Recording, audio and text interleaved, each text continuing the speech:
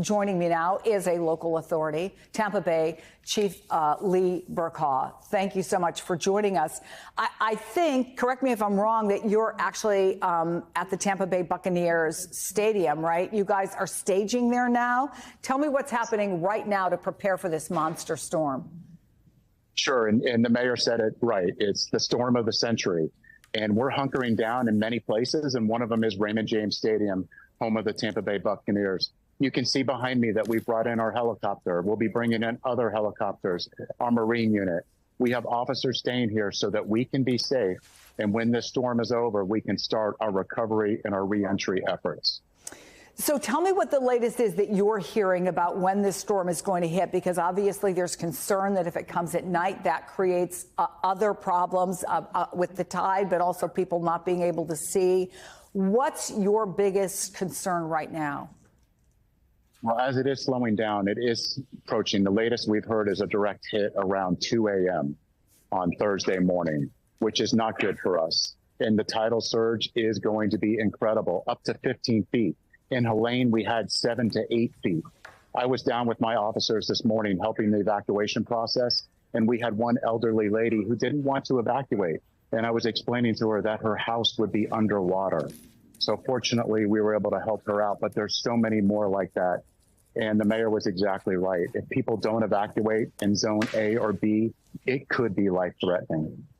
We're actually showing on our folks' screen right now people who are heading in Orlando and Naples, obviously long lines of cars, including using the shoulders, but very slow going. I think you probably just heard, Chief, the President of the United States say, listen to local authorities. So what do you want to say to people, particularly those who think maybe, just maybe, I can ride out this storm? Well, here's the thing is we want to reassure everybody that they're going to be safe, but I can't do that. If they stay in that evacuation zone, I cannot assure them that they will be safe. And I can promise them that I'm not going to put my officers in harm's way to come out during those peak periods of the storm.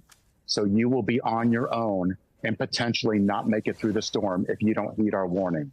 So listen to local authorities, listen to myself, listen to our Mayor Jane Castor, and obviously listen to the President of the United States.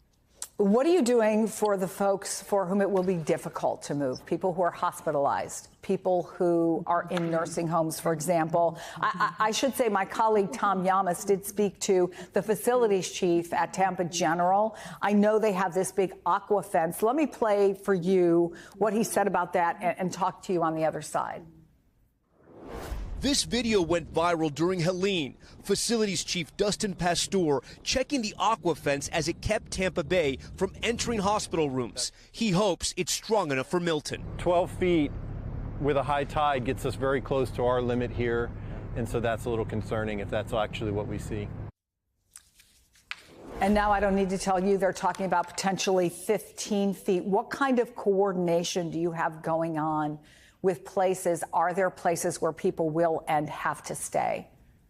Yeah, we have a massive coordination going on. Think about the Tampa Bay area is about 3 million residents. Inside the city alone is nearly 500,000. Out of that 500,000, we're attempting to evacuate nearly 200,000 residents. And that is a huge undertaking. I have every single one of my 1,000 officers here today in that process. And we are working very closely with our neighboring counties, Pinellas County, the beaches, all over our local, state, and federal resources. It's an outpouring of support. And we just need everybody to take heed on that warning so we can limit the loss of life.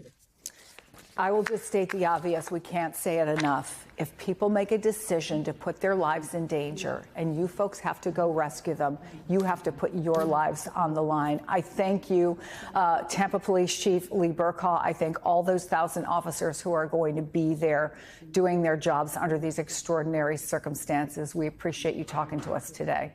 Good luck. Thank you.